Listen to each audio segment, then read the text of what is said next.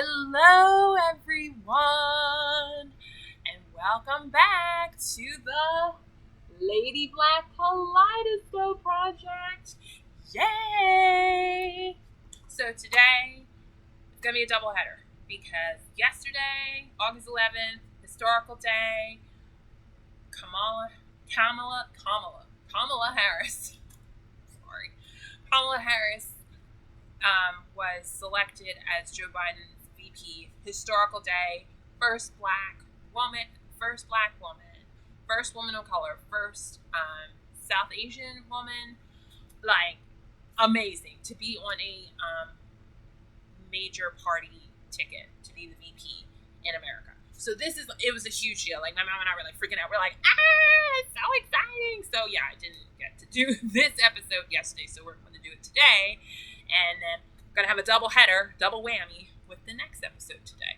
So get excited, because I am.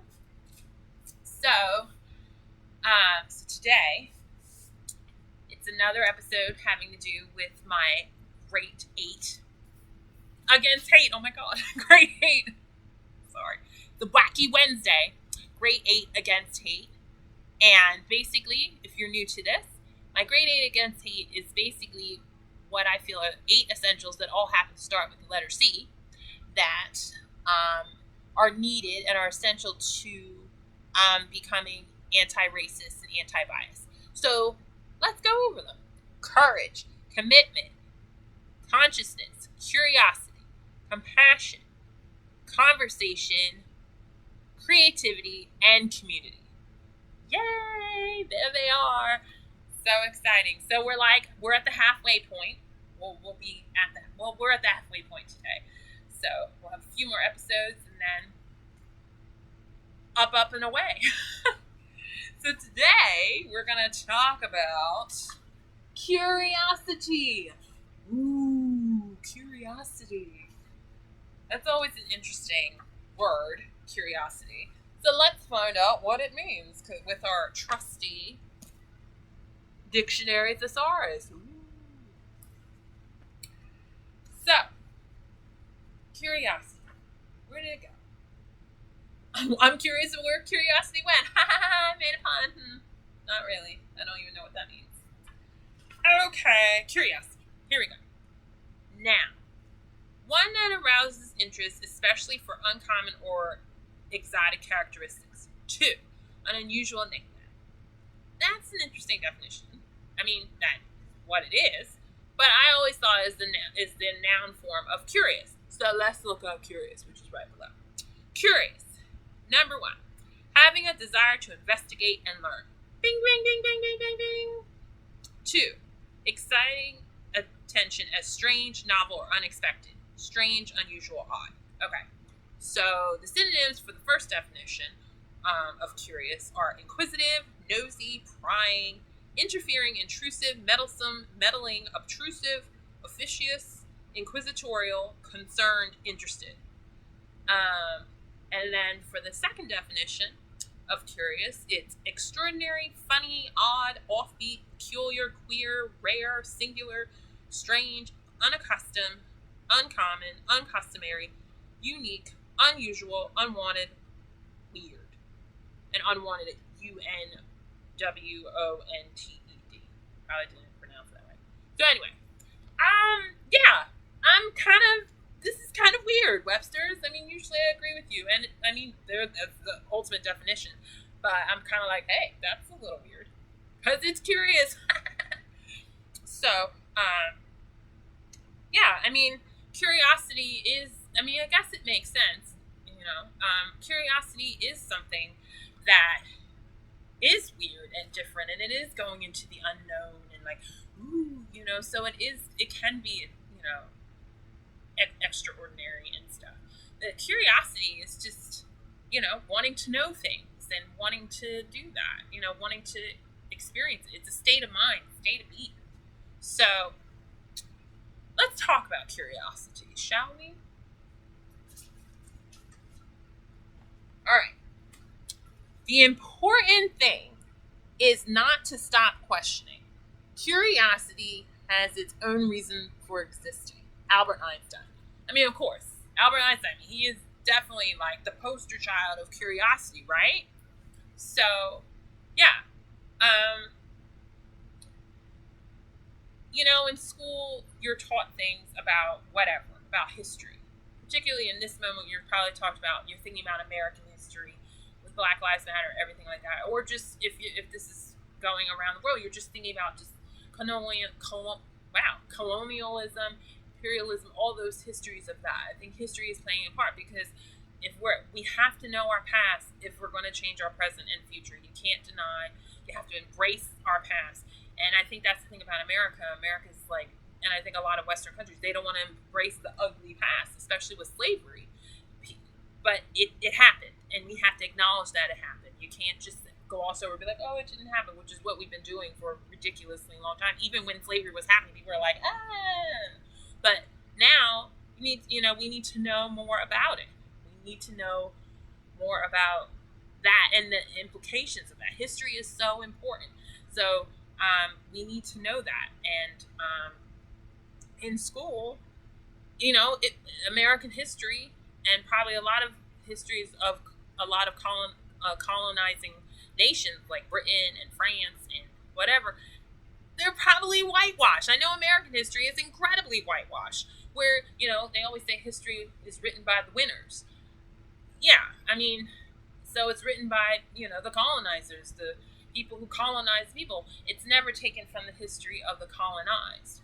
So you have to remember that you need to look back at your education and see, be critical of it because you probably were not told the whole truth. I mean, it was a very limited view of history. Like, basically, I remember when I was growing up, like the only black people that I learned about in school were like Frederick Douglass, Harriet Tubman, MLK, Malcolm X, maybe, and Rosa Parks.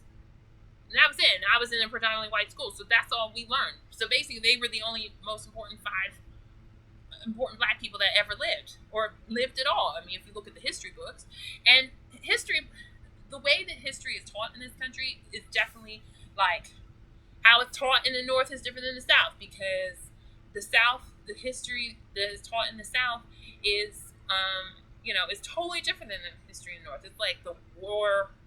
I think Civil War in the South is like the war of like northern aggression or something, and then the Civil War in the North is like it's a civil war, and they always in the North always try to make itself look like, oh, we were so great and whatever. I mean, yeah, it was, but history is a lot more complicated than that. It's not simple, and so when you're a kid, they want to just I guess teach it to you in a simple way, but they need to be truthful. You can tell the truth to a kid. Kids are unedited. They can take the truth. They can handle the truth. You can handle the truth. Jack Nicholson. Anyway, I guess they think we can't handle the truth, but we can. Kids can handle the truth. Don't underestimate kids. So it's important to do that. So a really great book that I still am trying to get through, but it's a really great book. It's called People's History of the United States by Howard Zinn. He died in 2010. He was an American historian who taught at a white American historian who's taught at Spelman College, HBCU, and Boston University.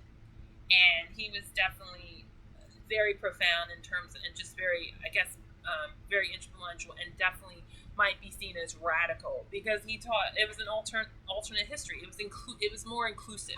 This book is more inclusive history, including things from other perspectives. They talk about Bacon's rebellion, which showed it was white. I think it was poor white men and slaves, and they got together and they wanted to rebel against white power structure, and they were like, oh, white power structure, like, oh, we gotta stop that. We gotta separate them based, and say the poor white men, like, you're better, even though you're poor, you're better than the slaves because you're not black, you're white.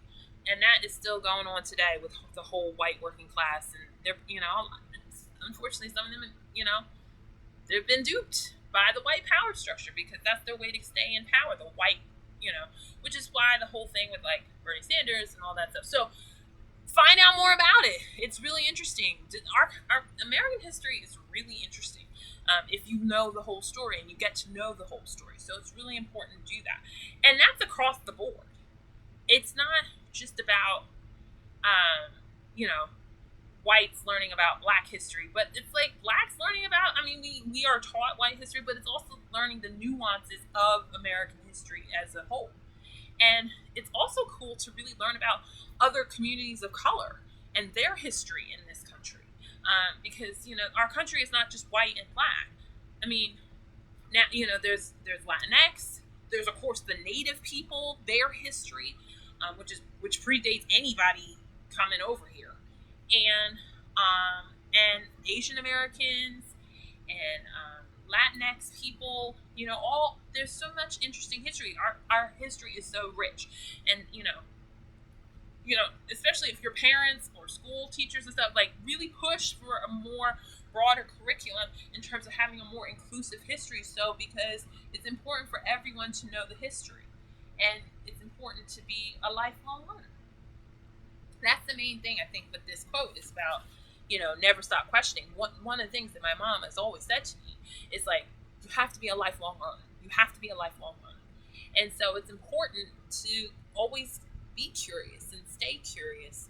And it's really, really important to do that, and to build that curiosity within your kids, but also within yourselves. Reactivate that. Kids are naturally curious.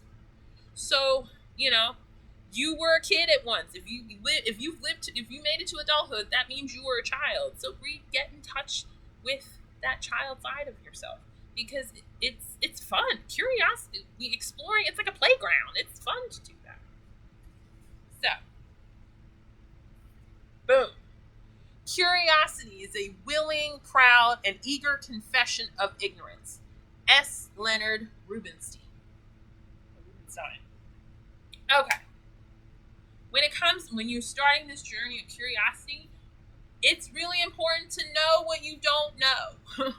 Like, be humble. Enter this process. First, be curious, but then when you're really going through the process, like, know what you don't know. You can't just be like, oh, I know everything. No, you don't. As long as you're alive, there's always something you learn. You can always learn something new. And it's so important. It is, you have to confess that I don't know everything. I need to learn something. So it's so important to be curious, but also be humble about your curiosity. And it's so important like that. And also, it reminds me of, so Christmas Carol, the 1951 version with Alistair Sim. There's a scene with the ghost of Christmas Present, and it's just about to be the time when Ebenezer Scrooge, his time with the ghost of Christmas Present is up, right?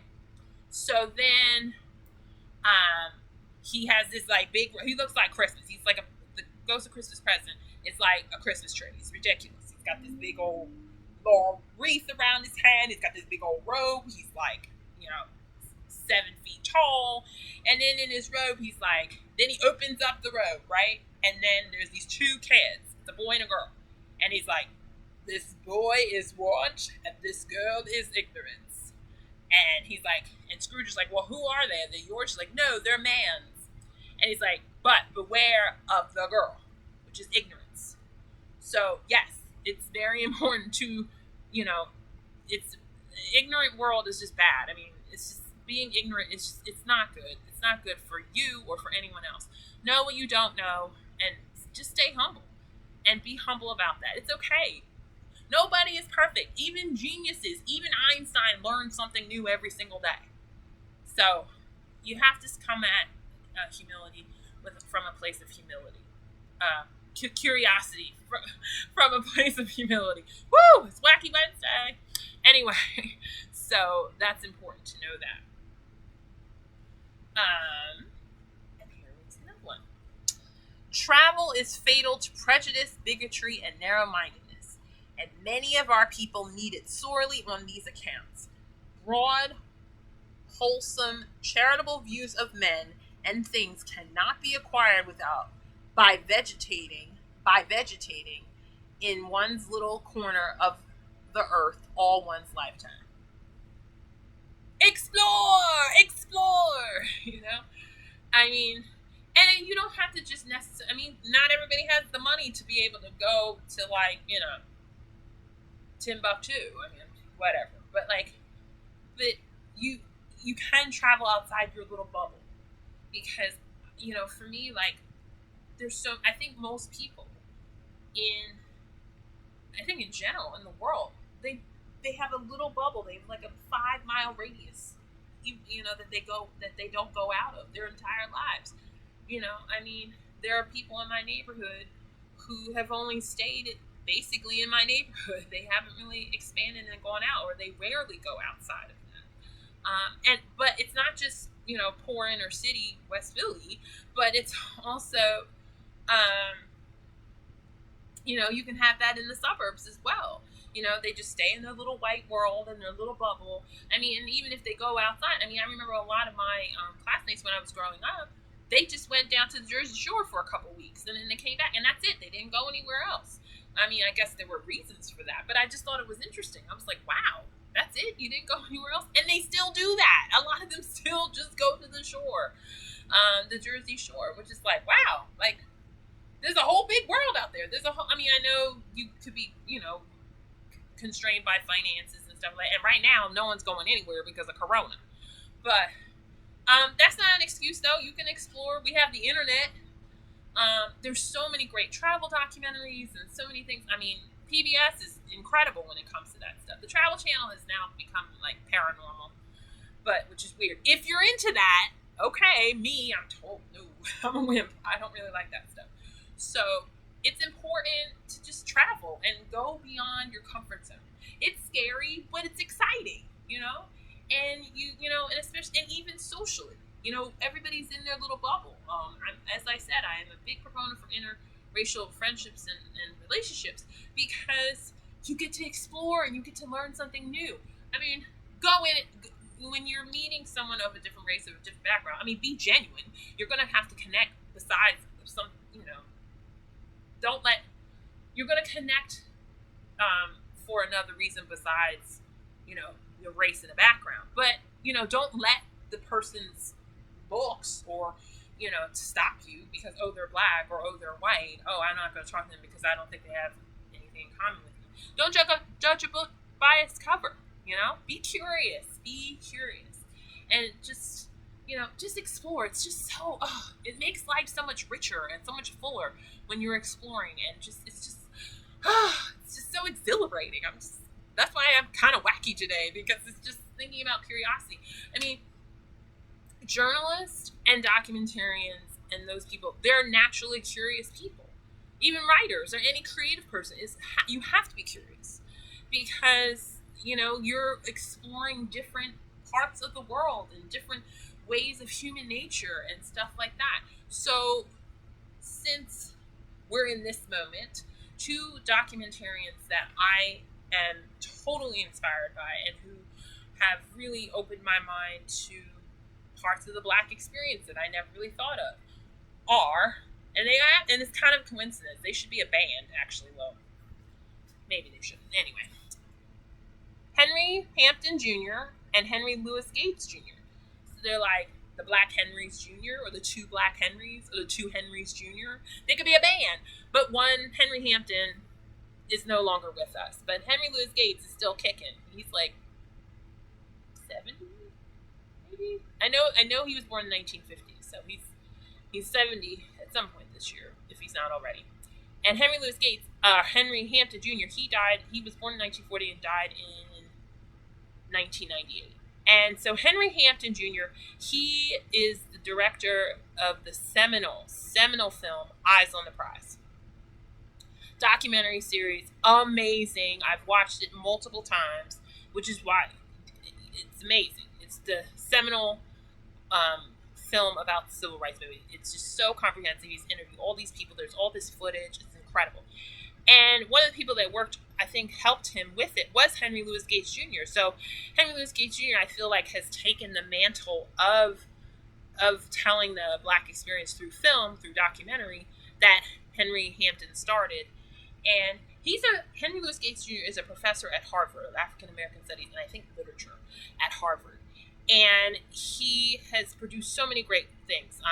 Many Rivers to Cross, the African American dash the African Americans, Reconstruction, America after the Civil War, Black America since MLK.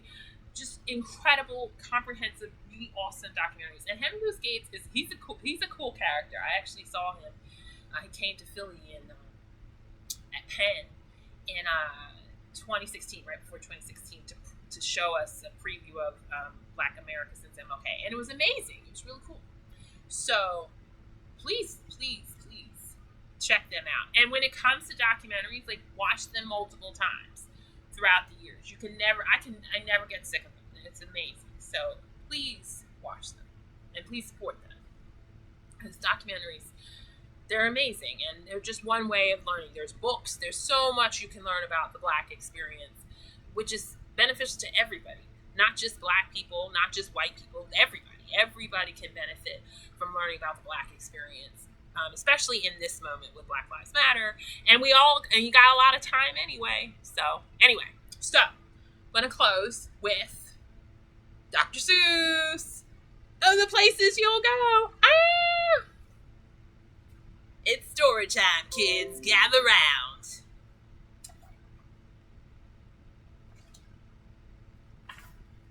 Oh, the places you'll go by Dr. Seuss. Congratulations! Today is your day. You're off to great places. You're off and away. You have brains in your head. You have feet in your shoes. You can steer yourself any direction you choose. You're on your own, and you know what you know, and you are the guy who'll decide where to go. You'll look up and down streets, look them over with care.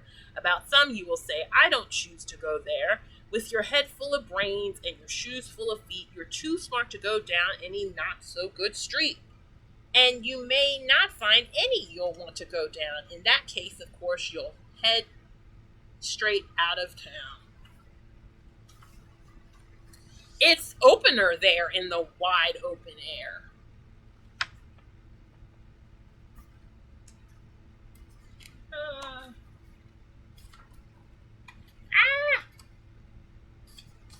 Fine motor skills, not that great.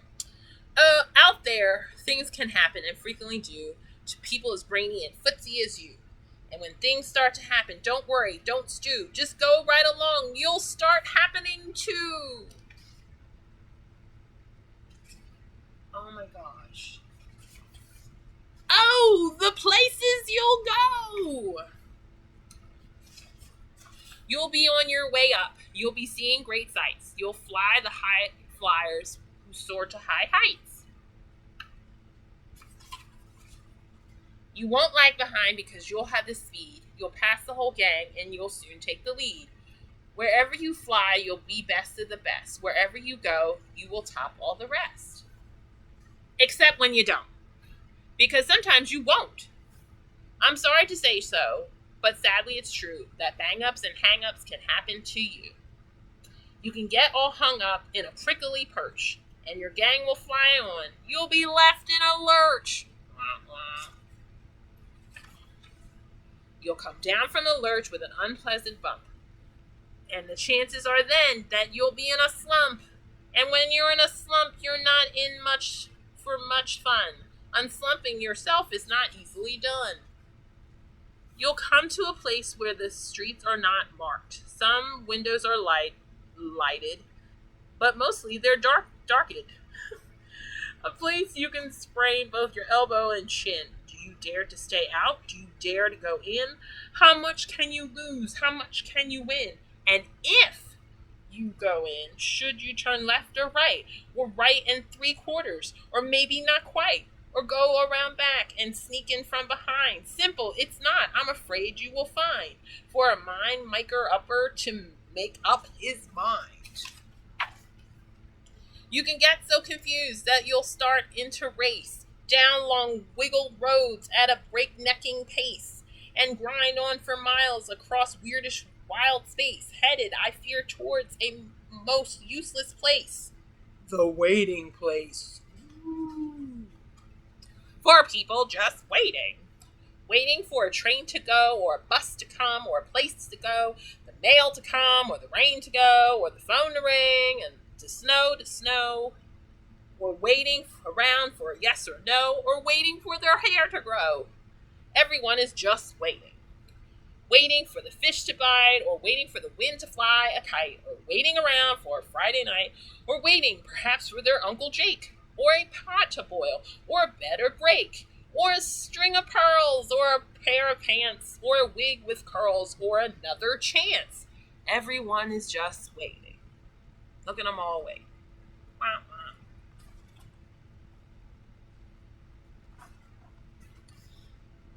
With banner flapping, once more you'll ride again, ready for anything. Oops, skipped a page. No, that's not for you, the waiting place. Somehow you'll escape all that waiting and staying. You'll find the bright places where boom bands are playing.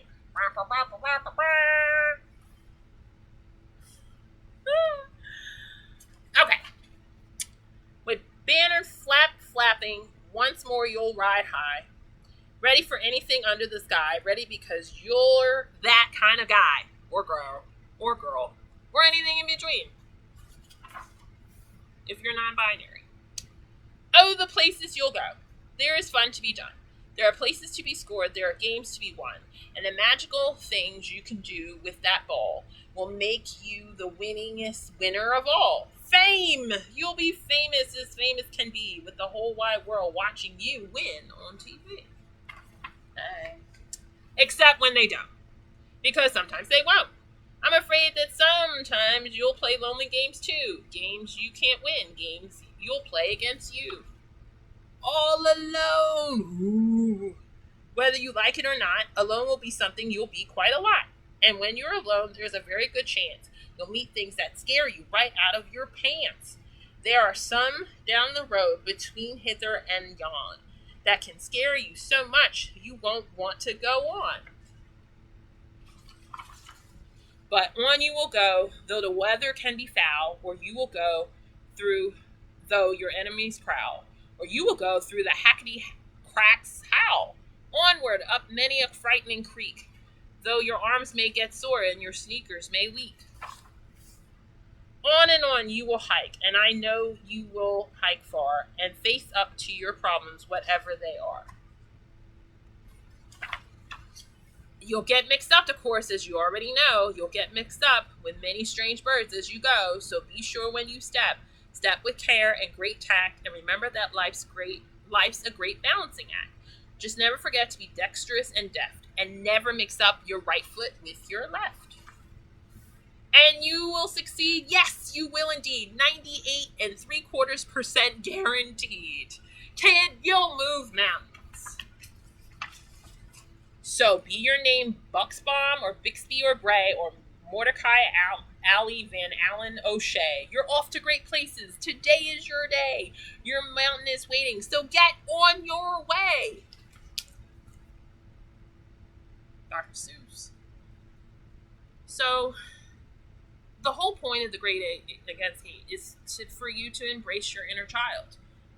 Because all these things, all these values,